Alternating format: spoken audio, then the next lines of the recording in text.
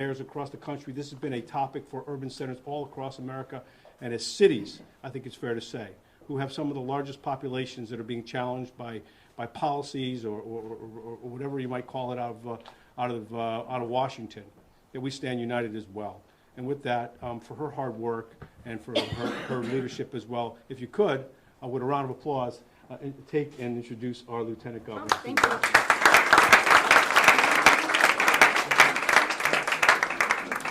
Mayor Ganim, thank you so much. Thank you for your leadership on this important issue, and I want to take a moment to acknowledge members of the Bridgeport legislative delegation.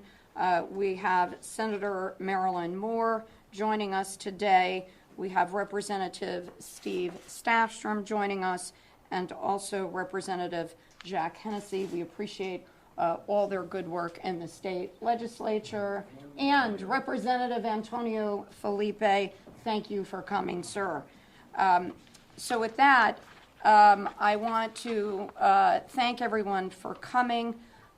From ICE raids to separating families at the border, locking children in cages, and weaponizing the census, the Trump administration has created a climate of fear across our country in immigrant communities and communities of color here in Connecticut. While President Trump yesterday backed down from his threat to include a citizenship question on the 2020 census in order to manipulate the census for political purposes, the damage is done, and we have a lot of work to do to undo that damage. The Trump administration has deliberately tried to drive down turnout and participation in the census, and he's trying to rob resources and political representation in our immigrant and in our communities of color. This presents a continuing challenge of trying to educate people across the state that the census is in fact safe. The stakes for the 2020 census are very high for Connecticut, and that's why our Complete Count Committee that is co-chaired by Representative Chris Rosario, who is not here, but we really appreciate his efforts. We are going to redouble our outreach efforts to ensure that everyone in our state is counted, including those hard-to-count communities, which includes Bridgeport.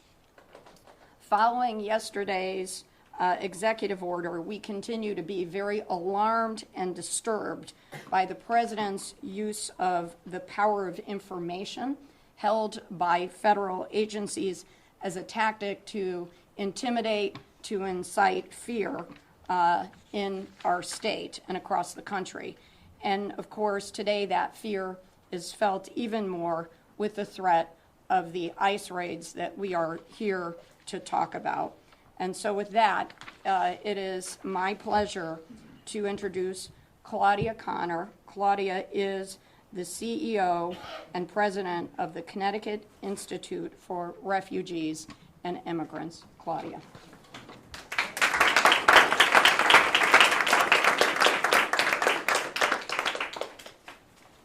Good morning, everyone, and thank you very much to the governor, the lieutenant governor for your remarks, to the attorney general, to Senator Blumenthal, Mayor Ganim. And I also want to say that we are, very importantly, we are here joined together with Make the Road, with Connecticut Students for a Dream, with the Boroughs Community Center, because it is really at the community level that the impact of these policies is truly felt. So at the Connecticut Institute for Refugees and Immigrants, our mission is to work with immigrants and refugees, survivors of torture and survivors of human trafficking across the state of Connecticut. And all of the policies that we are seeing, all of the tactics are having a dire, immediate, and will have a long-term effect on the people that we serve. We are seeing the systematic dismantling of the refugee resettlement program at a time when there is an unprecedented global displacement of over 70 million people worldwide. We see an utter disregard for the existing legal precedent that has been in place for many years, including with the executive order last night, which used that tool as a way to do an end run around litigation that did not go in the administration's favor.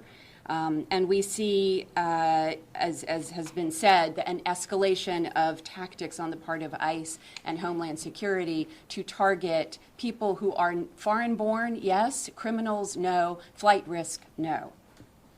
So there are three specific things that we today would like to call out. One is the use of detention as an immigration enforcement strategy, which has exponentially increased and has made immigrants across the board, including lawful permanent residents and asylum seekers, impacting them for longer periods of time and denying them the rule of law, due process, and other things to which they are entitled. The government is spending millions of dollars to lock up people whose detentions serve absolutely no purpose. In addition to being cruel and unnecessary, prolonged immigration detention makes it nearly impossible for individuals to fight their cases here in the United States. And as a former prisoners' rights attorney, I can tell you that prisoners have more rights than immigrants right now in America. In May, over 144,000 people seeking refuge in the United States were put into detention on the border. The degrading and inhumane conditions in those detention facilities are unacceptable and morally reprehensible. And it is deplorable that the United States is holding people in conditions where they are deprived of their very basic human needs. And there are comments coming out that it is tantamount to torture, both psychological, emotional, and physical torture.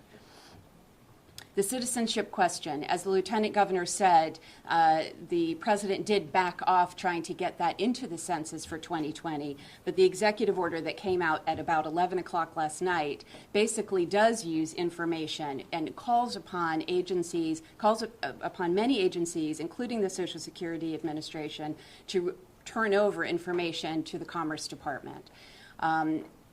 The executive order assures people that it will maintain the confidentiality of that information, but I think there is ample evidence that what the administration has done makes that an absolutely false claim of assurance, and that we cannot have confidence in that. With regard to the ICE raids, they reportedly have already started in Southern California, and while Connecticut, no cities in Connecticut are among the cities that have been stated as targets for this Sunday, we do at CRE share the concern that in an environment that is already fraught with incredible anti-immigrant activity and sentiment, that this ratchets up the level of fear among our clients to a very, very high degree. Individuals are afraid that if they are deported, that their children who are American citizens will be left behind. There is absolutely no plan in place for how those children will be taken care of. This impacts our clients right away, immediately. So we keep saying, and we have said, that this is not who we are as Americans, and I truly believe that. Nonetheless, and tragically, that is how things are right now, and we must keep raising our voices like this, reach across sectors to stand together with others who seek justice and are committed to human rights. And this is not a time to fall prey to division and internal discord. It's a time to stand together, stand united, and stand in solidarity with all who are at risk. Thank you.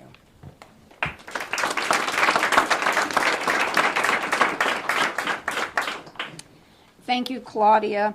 The next person I'd like to introduce is Dr. Sobi Song. Dr. Sobi Song is the leader of King's Class Family Chapel Worldwide to talk about his personal experience. Dr. Song. Good afternoon.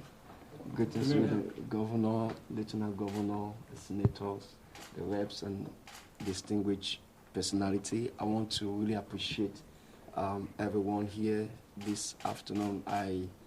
It's so emotional for me. As someone looking for safety and peace, You know, the greatest thing that somebody can have in life is an assurance of freedom, which it is beyond what money can buy. I came to Connecticut 2016 September, and because of fear of persecution from my home country. And I was just looking for a way to be free to live as a human being, to be able to reach out and touch lives. And Connecticut has been a great home for me, and because they provided me the ability to meet people which can care. Siri has really helped me to stand, though in this period of uncertainty when you don't know what will be the outcome, fear of going back home where you can't call home, and also being in a place where you feel that it's going to be home, but when you get to the television, hear the news about impending raids and all this, it adds more fear, you know, when you think that you're leaving that area of fear and then coming somewhere that you can be helped, and then it's as if you're being driven again back to where you're running from. And it's a painful life to live, always sleeping with uncertainty, sleeping with fear, sleeping with, you know, you're not free to, no matter how good you have and you have to do, you will not be able to do it to the best of your knowledge. But Connecticut has been a blessing to me because my stay here this 3 years now, I've been able to reach out to also the less privileged, because I see that what I get from the state, I should be able to put back. And I'm trying with the church, which I'm leading also, to reach out to the less privileged. Though I also have my fear, but I think that just looking at the good work that the governors, the lieutenant governor, the senator, I usually watch you on TV. I'm so happy I can see you today. It's a dream come true. I can see, I've been watching all of you on TV, and today I'm standing here. I'm not standing for myself. I'm standing on behalf of the refugee community, the immigrants, which their fear is just that they don't know what's going to happen when they hear all this news.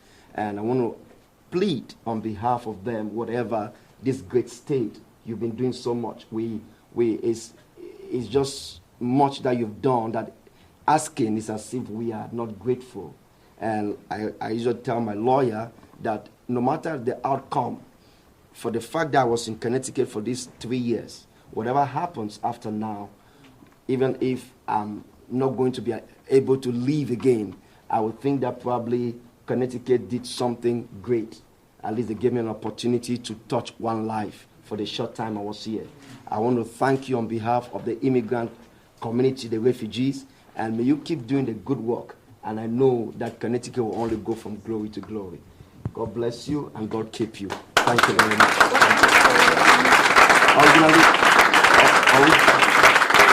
Originally, I'm from Cameroon. Cameroon is a bilingual country which is undergoing some persecution now. We want to just, for all of our members of the media, to know that Dr. Sobi Song is from the Cameroon. Yes. Thank you so much. Thank you. And there's a civil war going on in Cameroon right now that needs to be addressed. Thank you so much for that. Now it's my pleasure to introduce Representative Steve Staffstrom, who is a co-chair of our Legislative Judiciary Committee and was one of the key authors and sponsors of the Trust Act in Connecticut. Representative Staffstrom. Thank you, Lieutenant Governor, Governor, Senator, everyone for coming down to Bridgeport today to mark what is really a critically important issue. And I'm so happy to hear Dr. Song's words about how he has felt welcomed and respected here in Connecticut. And that's the message we want to get out of this room today, is that Connecticut is a state that welcomes and respects its refugees and its immigrants. We as elected officials hear all the time, constantly, especially those of us who represent a city like Bridgeport, about the struggle of immigrants living in our community. be it an individual who I spoke about on the House floor in bringing out the Trust Act, who was a construction worker, had a unfortunate accident, had one of the side effects of which was suffered from seizures. He ended up having a car accident on the ride home and fled the scene in panic and in fear. Was charged with leaving the scene of an accident, sentenced to 2 years of probation.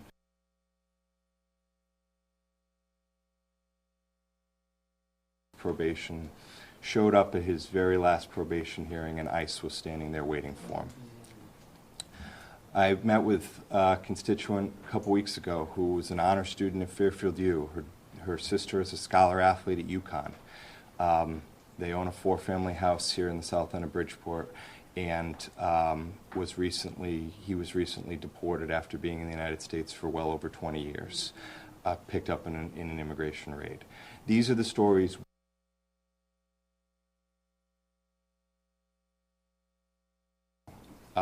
And we took an important step here in Connecticut again this year. Connecticut has always been a leader in standing up for immigrants and refugees. We were the first state in the nation to pass the Trust Act, which placed limits on the ability of law enforcement, both local and state, to cooperate with federal immigration authorities. Federal immigration authorities want to run around, they want to break up families, they want to put children in cages, so be it. But you know what? Connecticut is not going to cooperate. Connecticut is not going to participate in that. We were the first state in the nation to say that back in 2013, and we did so on a bipartisan, unanimous basis in both chambers of the legislature. Unfortunately, over the last couple of years, we've found several loopholes in that law, including some of the examples I just cited. And we took steps this year to close those loopholes. And I'm proud to say that the Democratic Party in the state, under the leadership of our governor, led the way in strengthening that law and putting back in place probably the strictest Trust Act in the nation and the strictest limits on when our local and state law enforcement will cooperate with federal immigration authorities. These situations are very, very rare. They should be very, very rare. And we want immigrants to know they're respected and welcome here in the state of Connecticut. Thank you.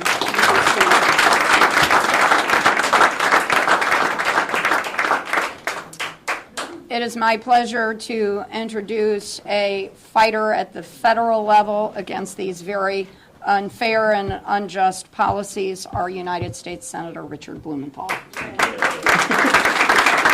you.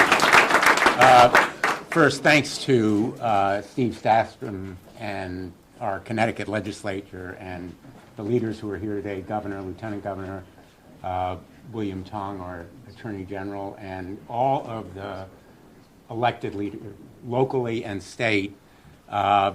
This picture says 1,000 words. This picture is of Connecticut standing strong in solidarity with innocent people who may be swept up and arrested in massive raids across the country beginning in the next few days. And this picture says to them, you are not alone. You are not alone. We will stand with you because we recognize that many of you have been here for decades, working hard, playing by the rules, paying taxes, raising families. And this policy of massive sweeps and arrests is part of a family separation policy that will take away your breadwinners, community contributors, and send them away from children and families who need them here. It is a family separation policy across the nation, not just at the border. This policy can be summarized in 2 words: fear and cruelty. Fear and cruelty. From the very start, this administration has embarked on a policy of fear and cruelty to deter asylum seekers fleeing persecution from coming to this country, to deter immigrants in this country from exercising their legal rights, to discourage families from giving their children the kinds of help and services they deserve. Yesterday, I introduced, and today I'm announcing, legislation that I hope will be expedited to embody in federal law protections against sweeps affecting sensitive location. The policy of this administration, as past administrations, is supposed to be that there can be no arrests in churches, schools, doctors' offices, courthouses, and other sensitive locations. We want to give that policy some real teeth and enforcement authority. 13 of my colleagues have joined me in introducing this legislation. I challenge the United States Congress to protect those locations from these massive sweeps and arrests so that fear and cruelty will not be on us. They will not be on our watch. They will not be our responsibility. And to the immigrant families who may be affected by these massive sweeps, you should know you have rights. Don't say anything, don't sign anything until you talk to a lawyer. And if you are in a place of worship or a doctor's office or a courthouse or a police station, you cannot be arrested. We want to make that law not just policy. We want to give it enforcement authority. And finally, let me just say that over the last 2 or 3 years, I've stood with many of these families who have already been arrested, some deported. It is heartbreaking and gut-wrenching to see men and women who simply missed a court date or got bad advice from their lawyers, often without any intent on their part to evade the law, be swept up in a system that gives them no recourse. They deserve a day in court before they are sent out of the country, away from their families and children. So I want to thank our leadership who are here today for standing strong and speaking out, as all Americans should do in the face of this massive injustice. Thank you.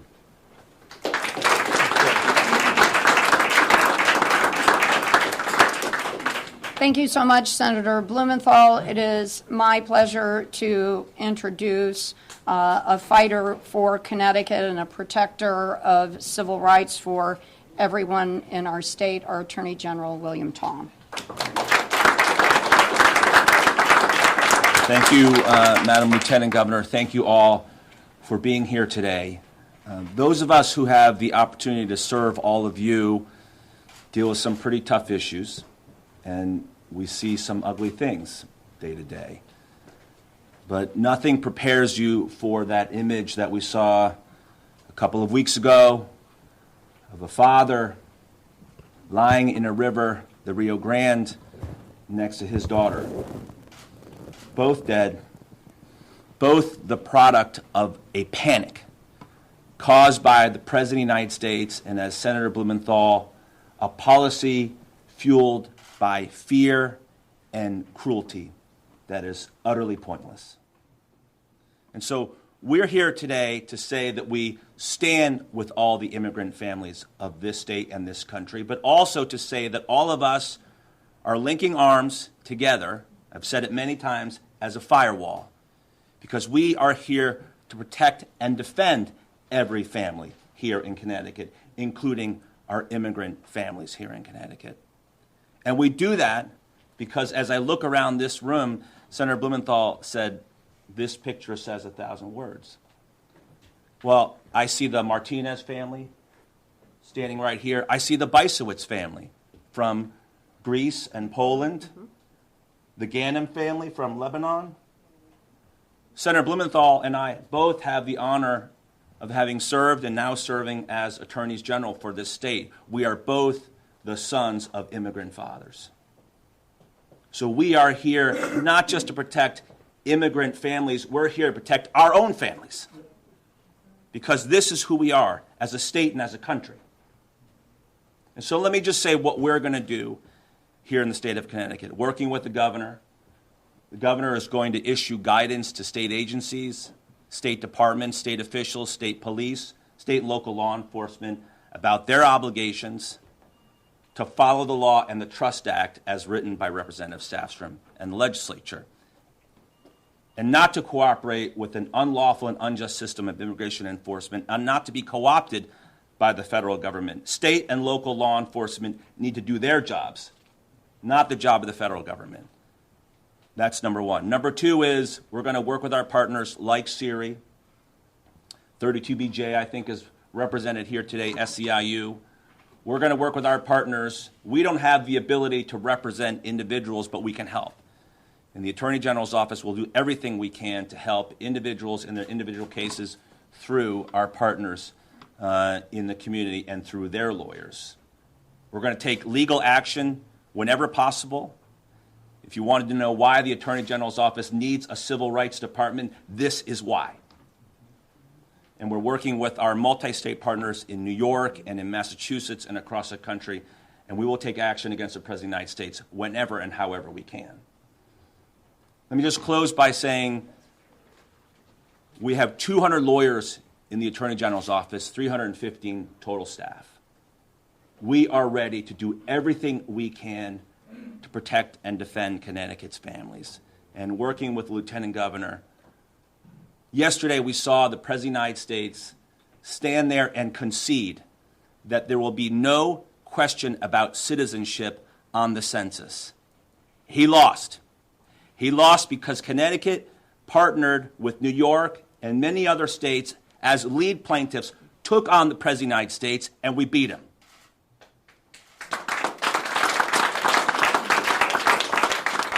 And if we hang together, as we are today, we will beat him again. Thank you.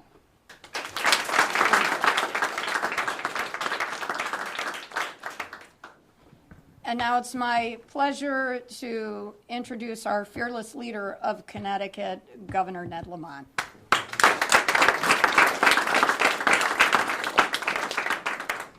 Look, I'm just reminded, listening to these eloquent tributes, Gordy, you're right. This is not America. These are not our values. Mass deportations is the opposite of what America is all about. And Dr. Song, we're proud that you call America home. I'm particularly proud that you call Connecticut home. And as Joe and Steve and Marilyn and others would say, you know, we are a welcoming city here in Bridgeport, and we are a welcoming state. And that's what makes America a shining city on a hill. And we're not going to let anybody in Washington compromise that. And a lot of the words you hear out of Washington maybe pass by, but a lot of them are dog whistles. You know, to me, it started out when you know who started challenging the birth certificate of the President of the United States, Barack Obama. And that was a signal.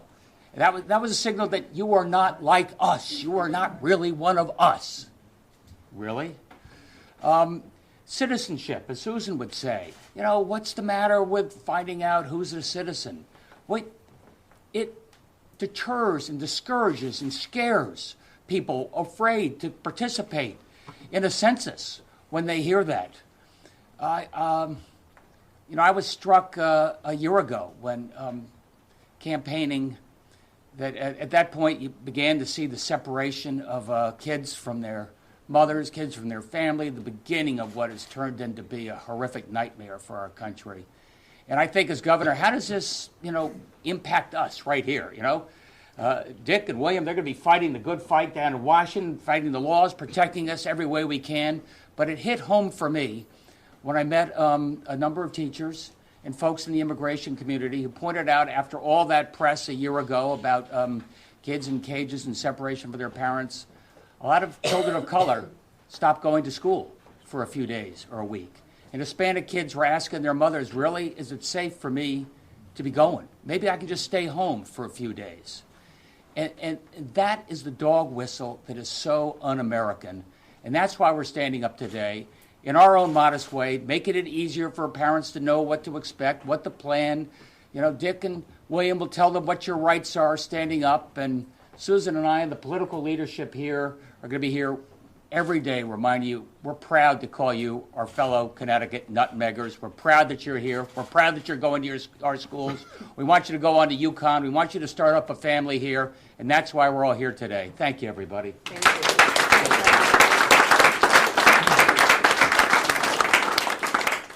So thank you to all of our speakers, and we are appreciative that so many of the media are here, and any of us would be happy to take your questions, if there are any. I have some questions. Maybe a representative Stasham would be best to answer this. So in Chicago, the mayor, in response to these ICE raids, decided to block ICE from accessing police databases. I'm wondering if you can describe what kind of access ICE has to our Connecticut databases, and whether you are thinking about steps to limit such. Yeah, so we actually had this issue come up not too long ago with certain police departments in the state sharing license plate reader data with ICE. And it's my reading of the Trust Act as amended this year that practice should stop. It should stop immediately. And I guess the Attorney General could probably opine on this better than I can, but when you're sharing data or you're holding someone past the period at which they would otherwise be able to be released without a judicial warrant, which is what the new Trust Act requires, is basically local and state law enforcement will not hold someone past the time they would otherwise be eligible to leave incarceration without it being backed by a judicial warrant. You're already subjecting yourself to potential liability, and you're subjecting your municipality to liability. So if you've got that rogue cop out there, that rogue probation officer who says, you know what, I have my own personal political beliefs, and I'm going to go ahead and call ICE despite what the law is telling me to do, despite what the state of Connecticut has, you are putting your municipality, you're putting your state agency at legal risk for constitutional challenge. And that is exactly the reason why it was so important for us to make sure we got the Trust Act done this year, in order to protect our municipalities, just as we are also protecting immigrants and refugees living within our state. A follow-up. The changes that you made to the Trust Act, just a month or so ago, have those taken effect yet? And if so, what sort of information or data do you have about the impact that has had on ICE workers? Yes, so most of the provisions of that law take effect October 1, but as I said, I think what we've done is we highlighted through the debate this year that right now there is legal risk. There is absolute legal risk to a municipality who holds someone past the period at which they would otherwise be eligible for release. And I suspect you've started seeing court challenges to that around the nation. We haven't yet in Connecticut. We're hoping to head that off by getting the word out about the changes we've made in the Trust Act. But also, come January 1 of 2020, we've put in place reporting requirements whereby any state or local law enforcement agency that cooperates with ICE needs to provide a report on a monthly basis back to OPM. That data will be shared with the governor's office and also with the leadership of the Judiciary Committee, and it will be made public. Yes, are you a member of the media? Yep. Oh, you had a question? I run the youth soccer league for the kids in Bridgeport, and when the president started to create the atmosphere of fear, our number of kids decreased by 50%. Not only are we preventing children from having the right to play, or even perhaps training a future Megan or a future Morgan or a future Alyssa, we are keeping kids isolated. I would just like to ask if public parks should be part of the sensitive areas so kids could come out and play their game. They should be regarded as part of educational activities and institutions. If you look at the policies, they are very wide in their coverage. including educational, medical, religious, other kinds of services. For example, it's not just places of worship, it's institutions and areas associated with religious institutions that are, in effect, immune from ICE trampling people's rights. But the point is, we need to speak up, and the immigrant community should speak up, because as long as ICE thinks they can get away with it, they may well do it. Thank you, and I do want to add, before we take other questions, that Governor Lamont and I want families who are concerned in Connecticut to know that if you have a concern about an ICE raid, we encourage you to utilize Connecticut's Family Preparedness Plan, which contains resources to ensure that children are safe and cared for in the event of detainment or deportation. And you can visit ct.gov family preparedness. And ma'am, could you just please say your name so that the journalists know who you are? Edie Cassidy, I live right down the street. Thank you, Edie. Yes? Not a member of the press, but just to share a piece of information. Globally, there will be almost 780 vigils held in the name of decency and compassion, 20 of which will be occurring in the state of Connecticut, one of which will be in Bridgeport today, in Fairfield and Westport. And if you have an interest in joining with fellow citizens in the name of all the right things that this country was founded on, you can go to the website lightsforliberty.org, and that will tell you where there's a vigil in Connecticut today. Thank you. Emily? So in 2018, we saw increases in the number of ICE arrests and removal orders across New England. I was wondering if you have any Connecticut-specific data about that for 2019. What are our most recent numbers about how active ICE has been here in the state? We're going to get back to you on that. Okay. Anyone else? We can try to get it for you as well if it's available in Washington. Thank you so much. Also, this year, one of the steps that the Connecticut legislature did not take was it did not change the length of a misdemeanor from 365 days to 364, affecting deportations. And in addition, it was unable to pass legislation providing legal assistance to undocumented immigrants in their removal proceedings. And I'm wondering, Governor, if you think action should be taken on these issues prior to the next legislative session. Should your office take a step now? Look, action should be taken on these issues. I'm disappointed it wasn't taken care of during the regular session. I've learned I've got to work with legislative leadership in terms of what we do going forward, but we'll take care of this. Thank you, everybody. I just also, if you don't mind, Yep. Senator Blumenthal, you were calling for Alexander Costa's resignation. Now that he's resigned, what does that really mean? Well, I called for the Secretary of Labor's resignation. I'm glad he's doing the right thing in resigning and taking responsibility, but there has to be full accountability for Epstein in the harm that he has done to countless survivors and young people, and the American people deserve the full story about how Epstein got this sweetheart deal in Florida.